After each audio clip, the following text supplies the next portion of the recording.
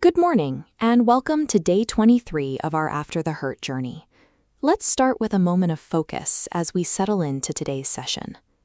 Today, we are looking at something incredibly practical because it is something we do every single day. We are looking at trauma-informed language. Consider the sheer volume of words we output. We use them with our children, with our spouses, and our friends, the people we lead, the people we serve, and most frequently, in the internal monologue we keep with ourselves. Because this verbal output is constant, every word we speak functions as a choice, one that directly shapes the health and the depth of our relationships. Language operates in a binary. Our words can inflict deep shame or restore dignity. Careless words make a person feel small, signaling them to close their heart, but intentional words help a person feel seen, opening a door to genuine connection. This impact is felt physically. The way we are spoken to can either escalate our state of fear or help us return to a state of calm. Words are active agents. They serve as the initial point of contact where we either deepen a wound or create the necessary environment for healing to take hold. To understand this, we have to address a common misconception. Trauma-informed language does not mean we ignore bad behavior or abandon our boundaries. Correction is a necessary part of life. We are not suggesting that environments should be entirely soft or without clear rules. The shift is in the execution. It's not about whether we correct someone, but how we use our voice during that correction. Think about what it looks like when someone is struggling, triggered, or overwhelmed.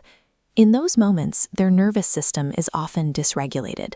When a person is in that vulnerable state, our words act as a lever. Our choice of phrasing will either push them deeper into a sense of shame or help them pull back to a baseline of dignity. Let's look at how this works in real time. Consider the common question, "What is wrong with you?" The flaw here is that the phrasing attacks the person's identity. It frames the individual themselves as the problem. Now shift that to, "What is happening right now?" That tiny change replaces an accusation with curiosity and care for the situation. Take another example. "Stop being dramatic." We can edit that to, "I can see this feels big. Let's slow down." This acknowledges the scale of the person's feelings without necessarily agreeing with their reaction. It helps them calm down without making them feel foolish for having emotions. Or consider the phrase, "You never listen." Instead, we can say, "I want to help you understand what is expected." All of these shifts share a core mechanic. They provide necessary direction and correction without attacking the recipient's core identity. Your challenge for today is to audit just one single phrase you use in your daily life. As you choose it, ask yourself, is this phrase rooted in shame, or is it rooted in dignity? You might find this phrase in your interactions with a child, or perhaps it's something you say to your spouse when you're feeling frustrated. But we must also look at our most intimate conversations. Think about the language you use with yourself after you make a mistake. Do you tell yourself, "I am so foolish," or "I should know better by now"?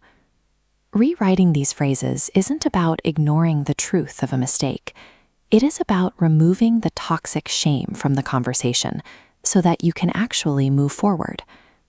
There is ancient wisdom in Proverbs that says, "Gracious words are a honeycomb, sweet to the soul and healing to the bones." Gracious words carry a weight we cannot always see, bringing a sense of restoration deep into the places where we feel most broken. Let's pray for the awareness to pause before we speak. May we have the wisdom to notice the phrases that wound, and the grace to choose words that guide and comfort instead. Take your time with this today. What phrase do I need to change? The work of healing is woven into our daily vocabulary. A single gracious word can restore a person's dignity and open a door for peace that was previously closed.